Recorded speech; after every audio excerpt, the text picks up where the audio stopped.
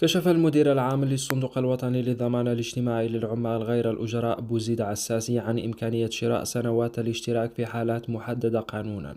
وقال: سياستنا تقوم على الحوار والتقدم أكثر من المنخرطين، بتزامن قطعنا أشواط كبيرة في مجال الرقمنة. ولدى نزوله ضيفا على برنامج ضيف الصباح، تحدث عن شروط شراء الاشتراكات للحصول على التقاعد بالنسبة لكاسنوس.